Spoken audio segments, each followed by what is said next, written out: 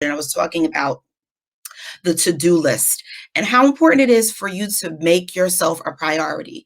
Um, One of the things that we talk about a lot, or we're talking about, or we hear a lot about, is self-care.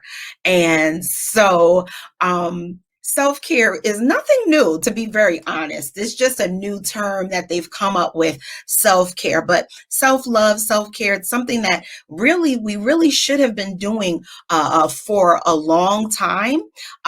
We're learning how to be better about it. But the reality is that there are a lot of people who don't know how to do that, and don't know how to say no. They don't know how to put themselves first. They don't know how to balance life.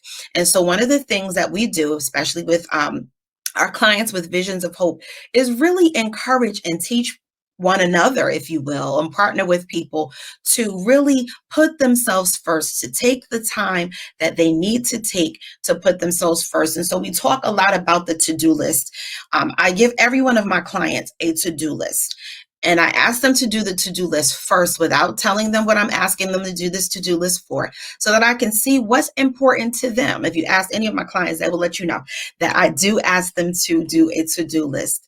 And oftentimes they don't appear on that to-do list. They have school, or they have work, or they have their children, they have their spouses, and so on and so forth. And so one of the things that's important about living life on purpose is to make sure that you maintain your self-care, that you maintain your putting yourself first. One of the things, analogies that I love to use, is the analogy of when we fly. Now, God knows, there are people that are flying right now. They're going different places. I haven't been anywhere, and I don't know the next time I'm going to get on a plane, but I used to travel a lot. And one of the things that I remember the flight attendant saying, and you probably would recognize this once I say it, is how when if there's a loss of cabin pressure in the plane, for you to, when the mask drops down, for you to put the mask on yourself first and then help the person next to you. How many of you understand that there's no way that we can help other people unless we help ourselves first? You can't give from an empty tank.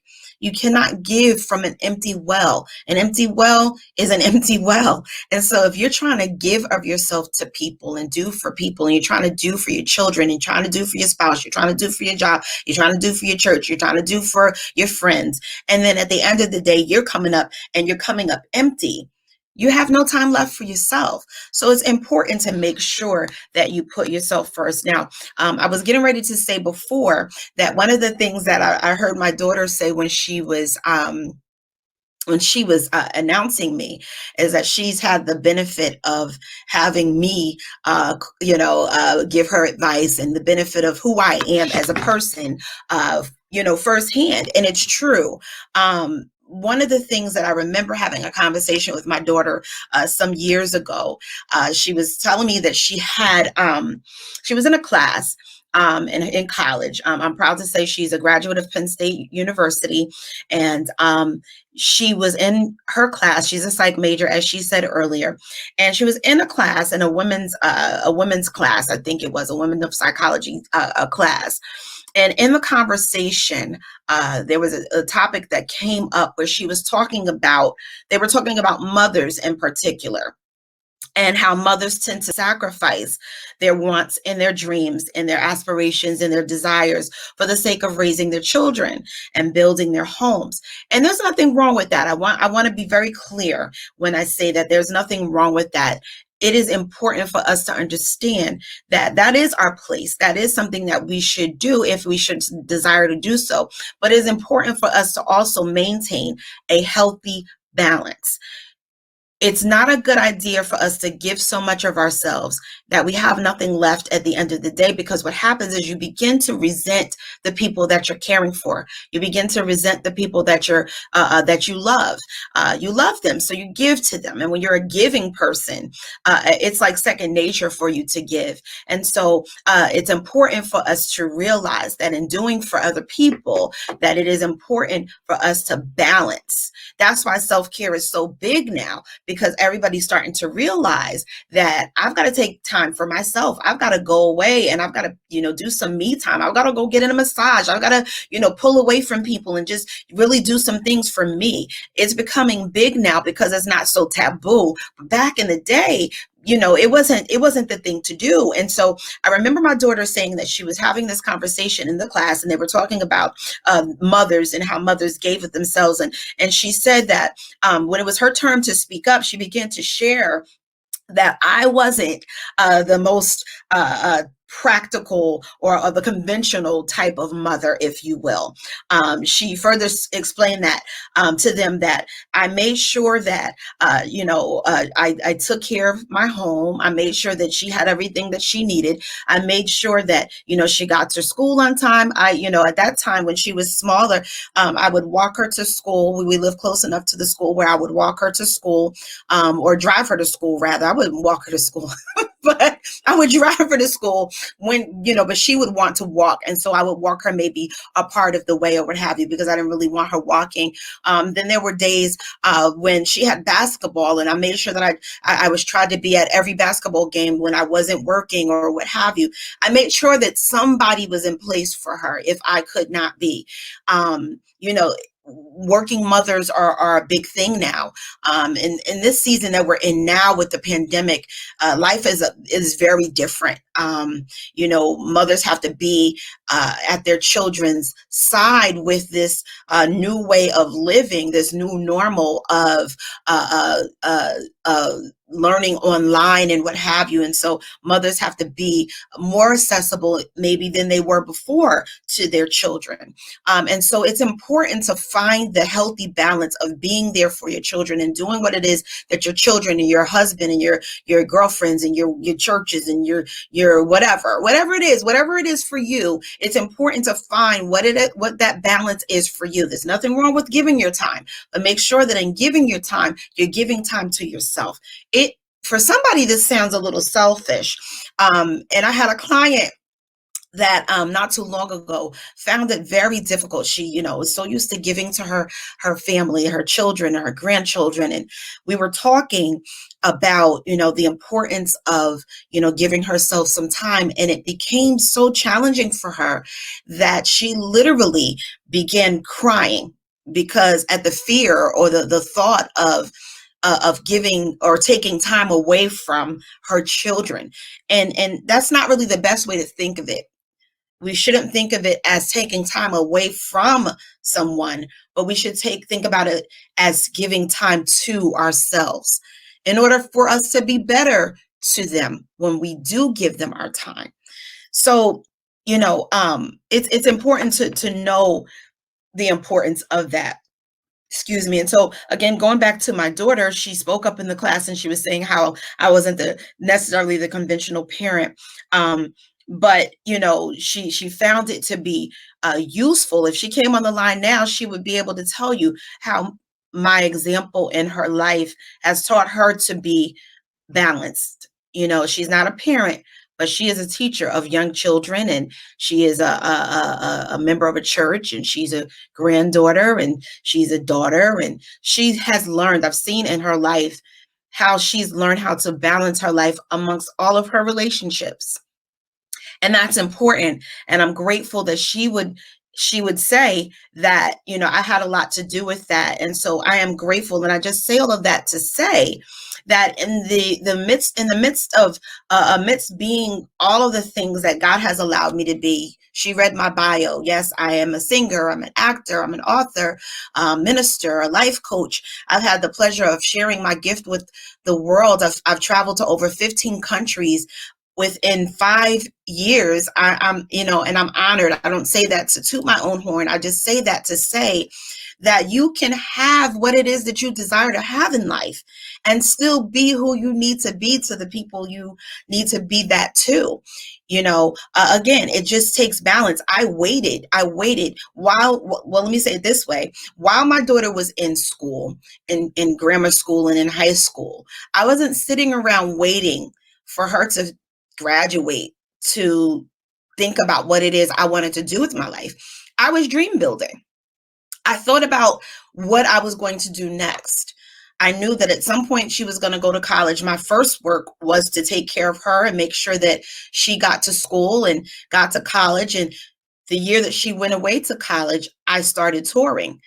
And so I knew that my life would take a turn. Now, for some people, they're at home trying to figure out when their kids graduate or whatever, they're trying to figure out what it is they're going to do. They're sitting twiddling their thumbs because they have this empty nest thing going on, this empty nest syndrome. And this is not to knock anyone that experiences that. I'm just here to encourage you that while you are giving your time to your family and giving your time to your children, find something, find a book, find something, a journal, if you will. I'm big on journaling. Start to write out your plans for your life. Start to write out your dreams and what it is that you desire to do. Again, we're talking about ladies living life on purpose. What does your life look like after your children leave the house? What does your life look like? Even let's talk about this pandemic. What does your life look like after the pandemic is over? It's not going to be over anytime soon. We know that. But we need to begin planning for what we're going to do. In fact, let me retract that statement. We need to begin doing what it is that we are planning to be or what we're purposed to be now. There's so many people in this pandemic who have started businesses. This conference, I can't say that it was birthed out of the pandemic. I'm grateful that at the top of the year, I was sharing with one of my admin team members. I couldn't get that out. My admin team members that I wanted to have the Metamorphosis conference. I was led to do this conference to embrace where we are in our change, and it was supposed to be a physical conference at a location, but the pandemic kind of shut that down. So I had to decide, am I going to continue to move forward with the conference? Am I going to not do it? What am I going to do? If you're like me at the beginning of the pandemic, I didn't want to do anything. I'm just going to be transparent for a minute. I did not want to do anything. Like, life was happening. People were sick. We lost some people. And I was just like stuck, if you will. Stuck. I felt stagnant. I felt convicted. I felt guilty to be trying to pursue purpose and live my life while people were fighting for theirs. I'm being very honest. But you know what? I realized that somebody needs me to do what it is that we're doing today. And so I continue to pursue. I continue to do what it is that God has placed inside of me to do. One of the things that I have learned, and one of the sayings that I share with people often, is a saying and a quote by Dr. Miles Monroe. And he talks about us dying empty. Dr. Miles Monroe has a saying that goes like this. It says, "The wealthiest spot on the planet rests in the local cemetery or in the graveyard. It is filled with dreams that never came to pass, songs that were never sung, books that were never written, paintings that never filled the canvas, ideas that were never shared, visions that never became reality, inventions that were never designed, and plans that never went beyond the drawing board of the mind, and purposes that were never fulfilled." Again, he further emphasized it by saying, "Die empty." And it is my plan and my intention to, when I die, and I'm not going to die anytime soon, to die empty. We don't like to talk about this kind of stuff, but what is it that's standing in your way from doing the thing that it is that you desire to do in this life? That's what I want to get into. This weekend or the next few days, we're going to be talking about different things, and prayerfully we won't have as many technical difficulties tomorrow and Friday and Saturday. And I'm certain that we won't. These were just some obstacles, but it's okay. As long as I'm able to touch one life. I don't know how many people are even on the Zoom room, not the Zoom room, the Facebook group at this point. And it doesn't matter. As long as I am able to reach one person, then my purpose in this life has been fulfilled. I am honored and grateful to do that. And so, you know, I look at life as the greatest opportunity. Every time we wake up in the morning, we have a great opportunity to fulfill purpose. Every time we open our eyes and we wake up, we have the opportunity to fulfill God's plan and purpose for our lives. And so we want to realize and look this weekend at what it is that could be standing in the way of those things. Are we not putting ourselves first? Let's think about, our purpose, our priority, and our perspective in fulfilling our purpose. What is standing in the way? For someone, it's not putting themselves first. Someone wants to go back to school and they're like, oh, I'm going to wait until my kids get older, or I'm going to wait until I have more money, or you're thinking about starting a business and you're like, oh, I don't have enough money to start a business, I don't have enough education. I'm asking you and I'm imploring you to use what it is you have. Use what you have in your hand. Use what you got. Use what you got. I can't say that enough. Do what it is that God has put in you. If it's a book, write it. If it's to start your business, start it.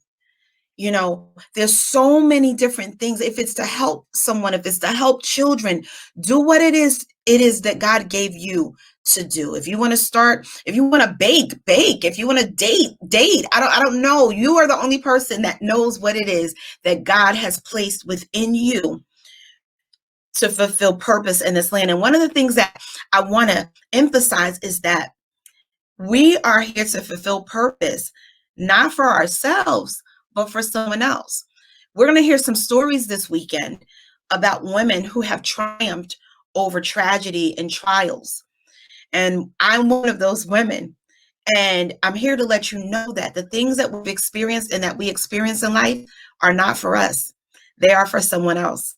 And so it's important for us to recognize and realize that amidst all the obstacles that we may face, amidst the trials and the changes, and yes, the metamorphoses that we go through, we have to go through these changes in order for us to be a blessing to someone else. Because someone's watching, there's always someone watching us. You never know, there's always someone watching us. And when someone's watching us, they want to see how you're going to respond to certain situations and certain circumstances. So it's important to, again, consider your priority and consider your perspective. And I'm going to end on this note. I'm not ending just yet, but I am going to give some information about an area that can stand in the way of us fulfilling purpose. And that area is fear. Fear. Fear is one of the greatest barriers and one of the greatest obstacles that we could face that gets in the way of us fulfilling purpose. Someone once referred to fear as false evidence appearing real. And when you think about fear, it is false, because you can't have fear and faith. Fear and faith, someone once said, fear and faith can't sit on the same seat. And so if you have faith enough to believe that you can pursue purpose and pursue your goals and your dreams, you've got to acknowledge that sometimes faith does try to creep up and try to cripple you. Have you ever been so afraid to do something that you couldn't move? Have you ever been so afraid to take a step out of your comfort zone that you almost felt your heart beating out of your chest? My coaching teacher, my acting coach once said, plan or set a plan for yourself that scares you so much that you're afraid to fail. I probably said that wrong, but the idea and the concept behind what he was saying was to plan something for yourself, or set a goal for yourself. There it is. Set a goal for yourself that scares you so much that you wouldn't want to fail. And when you think about that, nobody wants to fail, but failure is a part of success. We do have certain failures. earlier tonight we had some issues, and I think the issue was on my end at one point, and maybe the issue was on some other people on the lines. And I think Shakia had some issues as well. We've had some issues. Those are some failures. I consider those. No, you know what? That's not a failure. Those are obstacles. Now I could have looked at them as failures. We could look at them as failures, but guess what? We're still on this live, and I'm excited because we're still fulfilling purpose. I'm not gonna lie to you. When I had to go upstairs and get my earphones, I was like, I quit. I don't want to do it. I'm being honest. Again, I'm very transparent, but I'm here. I'm here. And I believe through, in my transparency, you'll be able to get something out of that as well. That was for my learning. That was for our learning what happened tonight. I'm a person. I don't believe in coincidence. There's no such thing as coincidence. And while it was a technical issue, while there were some technical difficulties, these things happen.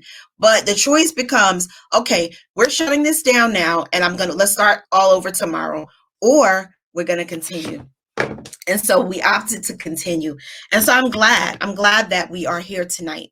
I'm glad for those who are getting the benefit of the rest of this information now, and those that will see it later when it's posted another time, a later date or what have you.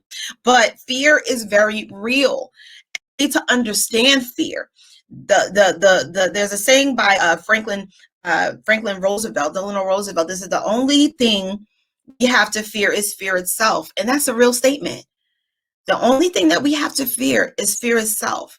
Have you ever been so afraid to do something, and then when you go to do it, you realize it wasn't as bad as it was? I've had experiences like that. Whether it's talking to somebody, we have to have conversations with people. And even for some of you, those conversations may be to someone to tell them that you need to put yourself first and give yourself more time and not them. And I've had some clients that I've had to say to them, you're going to have that difficult conversation, because if you don't value your time, if you don't teach someone to value your time, then they won't. And that's not an easy conversation for some people to have. And so we have to realize that fear is not that major. We need to cast our cares upon the Lord and not worry about what will happen, not worry about what may come. You cannot have fear and faith. And so there are external fears and there are internal fears. And I'm gonna get ready to stop, because I don't know if there are people online, but I want to allow room for questions if there should be any questions. But again, there are external fears and there are internal fears. The external fears are fears that things that are happening on the outside of us, like the child that is fearful of touching a hot stove. They know it's hot and they're afraid, to get close to it, so they don't want to, get burned. That's an external fear. And then you have your internal fears that come and have been cultivated or learned behaviors, fears that come from things that maybe happened to you when you were a child. I wish I had time tonight to get into the crux of this. I really, really don't. But hopefully over the next few days, we'll get into some stuff with our other presenters that will go into maybe fear. Maybe tomorrow, Dr. Tay will get to talking about fear as one of the things that we nurture. But I'm here to tell you that you can definitely nurture fear. Fear is a serious, serious thing to contend with. Okay. Okay, good. I have some more time. Awesome. So let's get into external fear. Okay, external fear, again, is probably the most recognized fear that we know of. Again, it's something outside of us. It has negative occurrences, again, like the child that, again, with the stove. And thankfully, external fears are simple enough to overcome. They take a lot of determination and a lot of courage. Like, there are people that are afraid to swim. That's an external fear because they're afraid of the water. They're afraid to drown.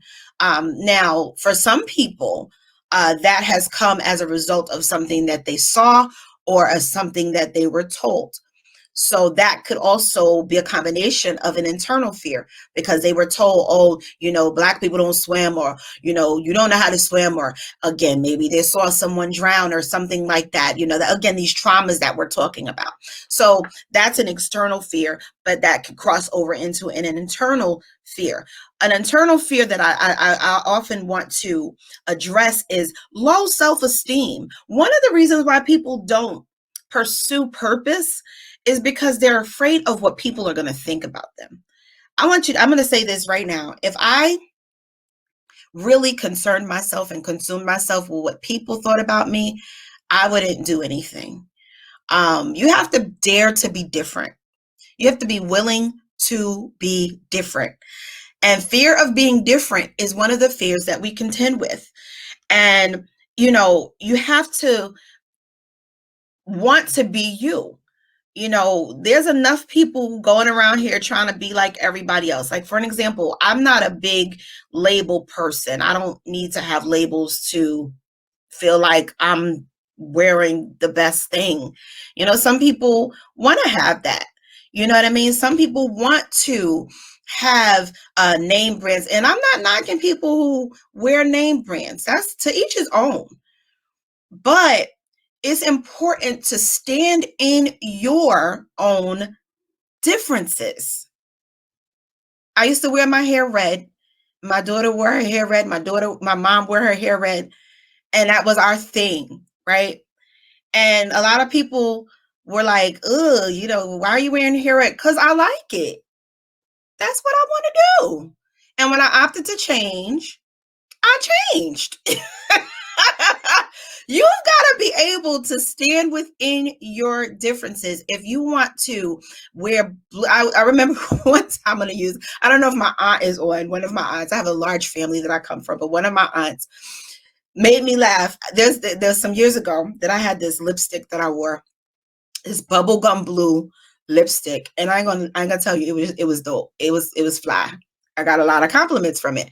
Never been one to be beat about compliments. If I like it, I like it. If you don't, okay. I'm not gonna live for your, I ain't gonna walk around looking crazy either.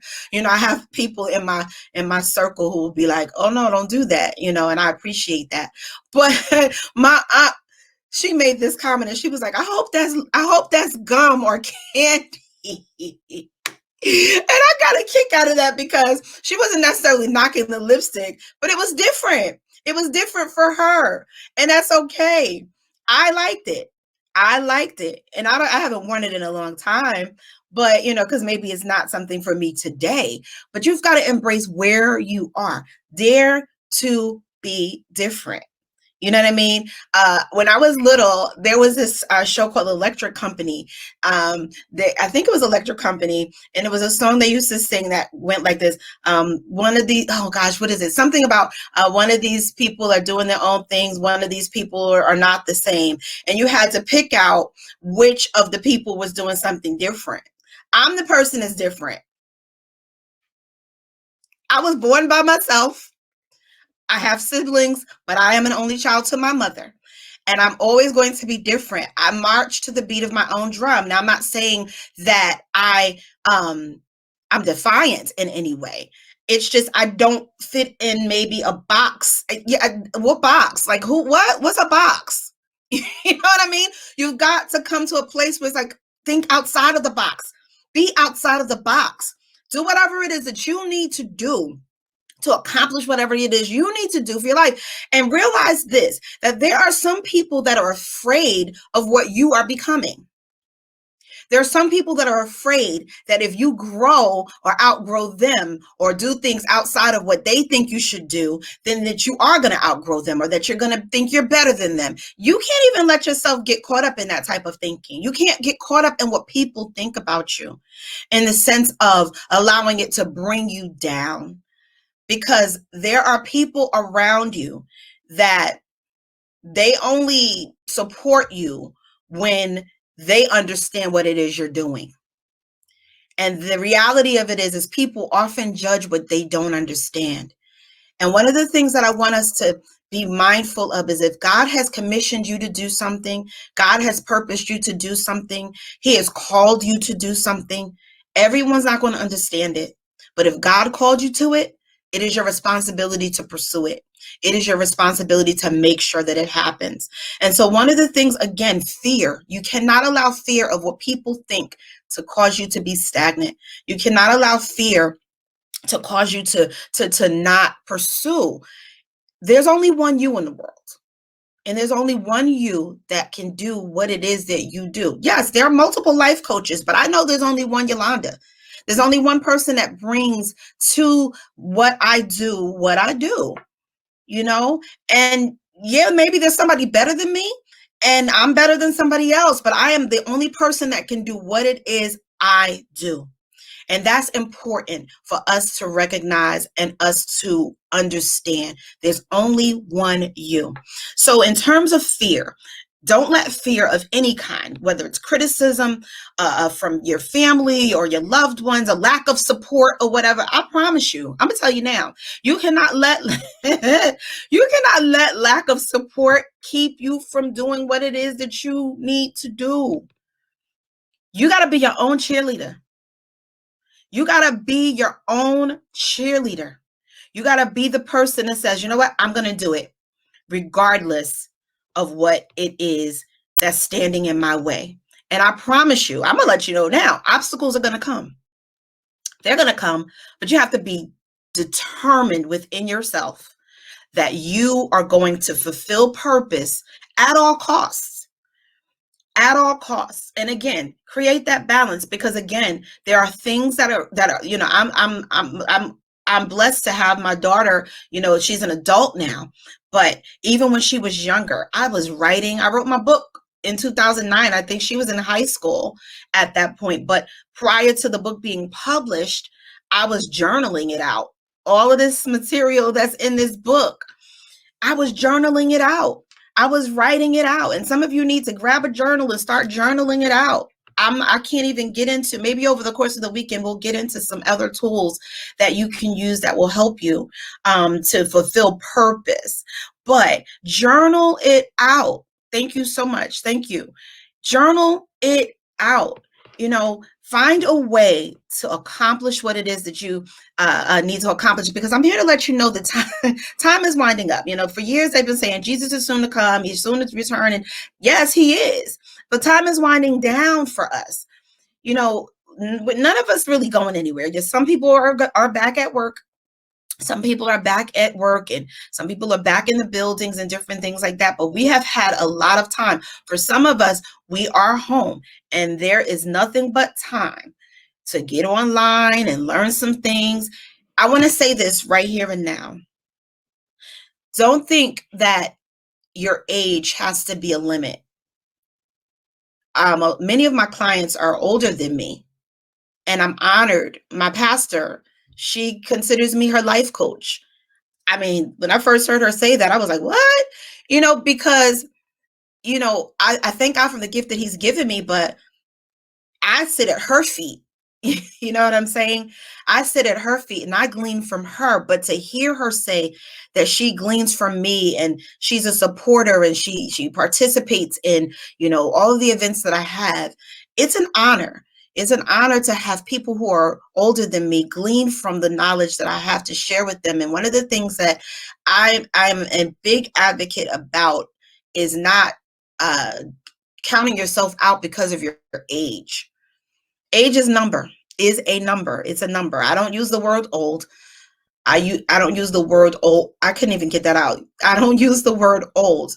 I say aging, because aging means that you are aging. Yeah, the numbers are adding up to the years, but old seemingly sounds like, a rag or something, or old just, I don't know. It's not. And those people who know me know I don't use that term. When you start thinking old, then your body will respond as if you're old. I'm telling you now. When you start saying, yes, I'm aging, embrace your aging. Ain't nothing wrong with it. I'm 48 years old. I proudly say that, and I proudly wear it, and I'm grateful. There are things that happen with the body and in the mind that can try to cause you to think that at a certain age you can't do certain things. But I'm here to let you know that if you just make some adjustments and make some changes, you can. There's a picture that I posted on my Instagram some years ago. Is a woman. This lady's like 80 something years old, and she's holding herself up by her hands. Like, she's literally up off the ground, and the only thing that's on the ground is her hands, and her body weight is being held up by her hands. And she says how age is nothing but a number, and she refuses to allow. I'm sorry. I'm sorry. I'm sorry. I just got a funny text from someone who said that I'm not 48, but I am, though. I am 48. And I bless God for it. I'm just honestly, listen, my daughter, she's proof. And I look 21. I love each and every one of you for saying that. Thank you so much. But, I've also heard people say that my energy is young. And it doesn't mean it's immaturity. It's just a state of mind. You know what I mean? Keep people around you. Like, if anyone was to ever see, I wish my daughter could come on camera. If anyone was to ever see me and my daughter interact, we have so much fun together. She and I and me and her friends, and some of my other friends who are younger than me, we have so much fun, and I can relate to them on every level, and I can relate to the people who are older than me. It's a state of mind, and I don't want to labor this point, but I'm just here to let you know that, stop speaking that over your life. Old. Stop speaking the words old over your life, and just embrace your aging. Embrace your aging, embrace what it is you need to make. Maybe you need to take some more vitamins. Maybe you need to take some supplements. And the reason I'm bringing this into it, Saturday is our mind and wellness, mind, body, and wellness topic day or sessions. But one of the things I want to encourage is for us to make sure that we're taking care of our bodies so that we can fulfill purpose. What is the point of having a purpose when you're not well enough to fulfill it? High blood pressure and diabetes and all these different things like that. And I'm here to let you know that those things can be cured. I'm not a doctor, but I'm an advocate for wellness.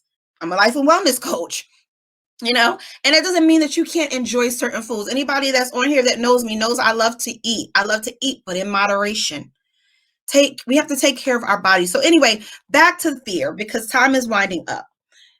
One of the things that the different areas of fear that I wanted to just address, and I'm just going to touch on them very briefly, is fear of letting go. One of the things that stands in the way of us pursuing purpose is fear of letting go. Sometimes you got to let go of the things that are the people that are behind you. There's a saying that says, if you're the smartest person in the room, then you're in the wrong room. Not a saying that I made up. I'm sure many of you have heard it. If you are the smartest person in the room, then you're in the wrong room. That is a true statement. If you're the only person that has anything going on in your group or in your, circle of people, then you need to find another group, another circle of people. It doesn't mean that you are putting the people down that you are with. It doesn't mean you don't love them anymore. It just means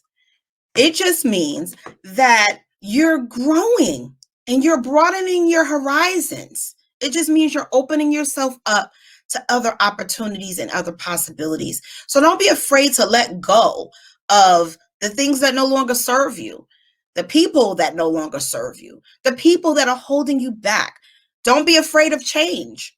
Fear of change is a big one. Fear of change is a big one. Many people do not want to change, and this conference is talking about change, and a lot of us are in changes that we're not necessarily embracing. We're so busy wanting to hold on to the old us that the new us is pulling us forward, and we're still back here. Embrace change. If you want to see change in your life, you have to change some things in your life. And it's important to embrace change. I wish I really had time to get into this so much more. But trust where it is that your purpose is bringing you to. Trust where it is that life is bringing you to. Sometimes life is changing you to bring you to a better place or bring you to a different place in your destiny. So don't fight it. Don't fight it. Don't hinder yourself from going where you need to go. And another area, I talked about fear of being different. I talked about fear of failure. I briefly talked about fear of not meeting other people's expectations of you. That's a big one. Again, in daring to be different, don't fear not meeting other people's expectations of you. Try not to even allow people to have expectations of you. Because when you do that, then they put you in that box that I talked about earlier. So don't allow that for yourself. Don't even, you can have expectations for yourself, but allow yourself the liberty to move beyond where you are, because we're ever growing. One of the things that we saw in our opening video was evolve. We're evolving. That's what Metamorphosis is about, evolving. Evolve and become the woman that it is that you're supposed to be. Don't expect yourself to be the same person you were last year or even 5 years ago. We're different. We are different. And so I'm going to really bring all of this to a close. And again, maybe another time I can get into, in fact, I am going to have to do a lesson on fear. So I can really, really get into this, not during the conference, but, sometime after. Do a lesson on fear as one of our teachings, because it's important. Fear is a big one. And a lot of times fear really keeps us from being what it is that we desire to be. So again, just to recap, put yourself first. Put the mask on yourself first. Take care of yourself first. Put yourself as a priority on your to-do list. Make sure that you are on your to-do list, okay? Make sure that you are fulfilling your own dreams, your own passions, your own visions, because someone needs you, okay? You get to change your perspective and your conversation around fear. Okay, and your conversation around fear, and allowing fear to stand in your way of reaching your goals. No more. We can't do it. So one of the things, Friday, I want to encourage you to join us Friday, because Friday, I want you to join us every day, but Friday is our Into Me I See session. And that's the session where we get to come together and we get to talk about the things inside of us that really, really are holding us back. We get to talk about the things inside of us that have broken us. That is our time, our intimate session where we get to share, shed, and heal. That's our share, shed, and heal session. And so let's get healed from this fear and the things that have come along. Some of it, I just want to tell you right now, some of it is not your fault. Some of the fears that you hold and some of the things that are standing you back, it's not your fault. And I want you to be clear about that. I want you to understand that. And I want you to know that I'm here to support you and stand with you and getting to the next phase of where you want to be in your life. So during this conference, again, we're going to be exploring many things that can potentially, that could potentially stand in our way of living the life that we want to live and living life on purpose. It is truly our hope and our desire that you walk away from this conference feeling more enlightened, that you'll let go of the things that no longer serve you, and that you'll begin to embrace your destiny. So thank you so much for the time. Again, I'm grateful for this time, even amidst the technical difficulties. I'm so grateful for the time that we had together tonight. And I'm going to open up the opportunity for questions and answers. If there should be any questions, we will take questions now. If there should be any questions, let's see. Okay, let's see. I don't see any questions. Let's see. I'm not looking at the screen right. I'm so sorry, guys. I'm being so, you know what? Let me tell y'all something. I love to be transparent. I'm learning. Okay. In this season, here I am sitting and I'm not seeing any comments because I wasn't in the comment area. So y'all forgive me. So post your questions so that we can see your questions. Okay. Thank you, Jubilee. Listen. I love having fun. One of the things I'm going to tell y'all is don't take yourself so seriously. Laugh at yourself. I do. Laugh at yourself. It gets rid of a lot of stress. Trust me. Trying to be so perfect and trying to be, yes, kind of trying to be so perfect and trying to be that's not me. I'm not trying to be perfect. I'm just trying to fulfill purpose and trying to do what it is that we need to do in this life. And so I'm so excited. I don't take myself so seriously that I cannot laugh at myself. And so let's see. Um, you know, I'm scrolling away. Let's see. So one of the questions that I've gotten often is about the whole how do you say no to people. And so I I I said to someone once, I think it was one of my clients, that we could learn from the millennials. I'm going to use my daughter as an example. Let's go back. My mom's generation, they were used to making sure that they took care of, their homes and their children. They put their children first. And they oftentimes didn't take care of themselves the way they maybe like to, you know. It was what they did. It was the way they were taught, right? And then my generation came along and we kind of stepped in the middle of that. I was like, okay, I'm gonna, take care of this, but maybe, I'll, look out for you, or maybe I'll put this off to the side and do something for you at the expense of something that I want to do. That's my generation. But then my daughter's generation, I would say that they've learned how to balance. And I was telling one of my clients, we could learn a lot from that generation. My daughter is good for telling you no. You see my face? No. She's good for telling you no.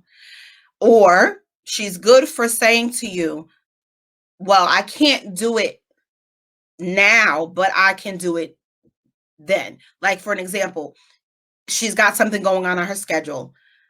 I can't do it at 8 o'clock, but I can do it at 9. That's some of the things. That's one of the things that I encourage my clients with. Make your time your own. I think I said it earlier. Make your time your own. I was telling one of my clients who is kind of dealing with someone who's trying to overtake their schedule. Own your time. Own your time and learn how to say no. And I promise you, for some people, no is not easy. I saw you post no, like no. For some people, it's easy, but for some people, it's not. So own your time and own your time, and don't be afraid. There's that fear again. Don't be afraid to tell people, listen, this is the time that I can offer you, or this is what I can do for you, but I can't do that. It's okay. If you look in your registration packet, there are some self-care affirmations in there. And one of them is, it's okay if I say no to someone else and yes to myself. And I want us to learn how to say that. The only way that we're going to fulfill purpose is by making sure that we take care of our time first while we're thinking about taking care of someone else's time. It's important. It's very, very, very important. And so I think that that's my time. I think I have about 3 minutes because I don't want to go over. Okay, yes, we have another question. What is the best way to conquer fear? The first way I would say is to acknowledge it. One of the things that people do is they don't acknowledge fear. First, they don't even identify that there is fear there.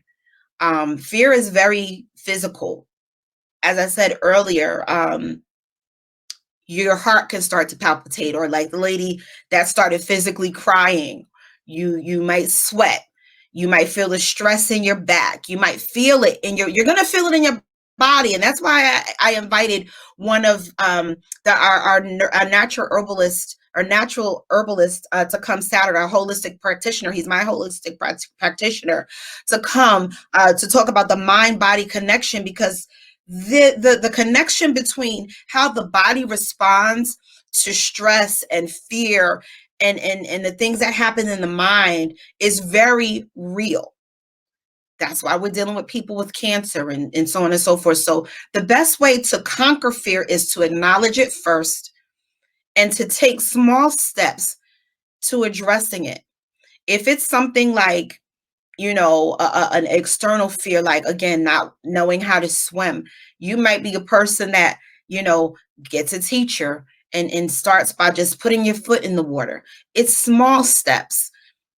Don't traumatize yourself by trying to overcome. And some people want to jump feet first into overcoming fear. I don't recommend that as the best way to do it. Find that area, that sweet spot for you, that's comfortable, that allows you to step out of your comfort zone enough that you're doing something to overcome the fear, but that doesn't traumatize you and keep you from doing it at all. So you may do a little bit at a time. So for somebody, they may have a fear of talking to people in a group setting. Again, we're now on Zoom so much and we're really around each other now. But whenever we get to this place where, we're talking to people again, it may be just saying, little things, saying hello, or, sharing your name, or sharing a little bit about yourself, just opening up a little bit. Read about that thing that's causing you to be fearful. And you heard me say earlier, journal it out. Get connected with what comes up for you as to why you're fearful about the thing that you're fearful of. If it's fear of letting go, what comes up for you? Why are you afraid to let go? What does it mean for you? What would it mean for you to let go of that relationship or that person or that thing that no longer serves you? What would it mean for you? Get connected with the why of why you're afraid. And when you get connected with that, then you can start taking approaches to overcome it. I hope I answered your question, Mr. Ricardo. Any other questions before we conclude? Well, ladies and gentlemen, thank you